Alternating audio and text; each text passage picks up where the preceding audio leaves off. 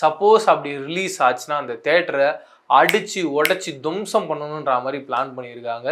June 5ஆம் தேதி கர்நாடகாவில் இருக்க தேட்டர்ஸ் என்ன நடக்க போகுது, தக் லைஃப் படம் அங்கே ரிலீஸ் ஆகுமா ஆகாதா, சப்போஸ் அங்கே ரிலீஸ் ஆச்சுன்னா ரிலீஸ் ஆகிற தேட்டருடைய நிலைமை என்ன அப்படின்றது நான் மிகப்பெரிய ஒரு பதட்டத்தில் எதிர்பார்த்துட்டு இருக்கேன்.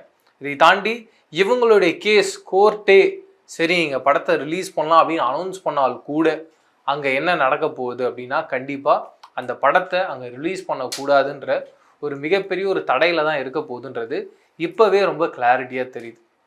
இன்னொரு பக்கம் நான் இதை எப்படி பார்க்குறேன்னா, கமல் அவர்கள் இப்போ டிஎம்கேல ஜாயின் பண்ணியிருக்காரு. அப்படி ஜாயின் பண்ணதுனால இன்னும் அவர் பவர்ஃபுல்லாக ஃபீல் பண்ணுறாரு. அப்படி ஃபீல் பண்ணுறதுனால என்ன நடக்குதுன்னா கண்டிப்பாக இந்த திரைப்படம் அங்கே கர்நாடகாவில் ரிலீஸ் ஆகும் அப்படின்ற ஒரு எண்ணத்தில் தான் கமல் அண்ட் அவங்களுடைய டீம் இருக்காங்க அப்படின்ற ஒரு டாக்ஸும் இருக்குது பரவலாக. ஆனால் என்ன சொல்கிறாங்கன்னா டிஎம்கேவை பொறுத்த வரைக்கும் இங்கே தமிழ்நாட்டில் தான் அவங்க பவர்ஃபுல். அவங்க அடுத்த ஸ்டேட்டை கண்ட்ரோல் பண்ணுற அளவுக்கு அவங்க பவர்ஃபுல் கிடையாதுன்றது நம்ம எல்லாருக்குமே தெரியும். அண்டு அங்கே பொறுத்த வரைக்கும் சென்ட்ரல் பார்ட்டிஸ் தான் அங்கே வந்து ரூல் பண்ணிக்கிட்டு இருக்காங்க.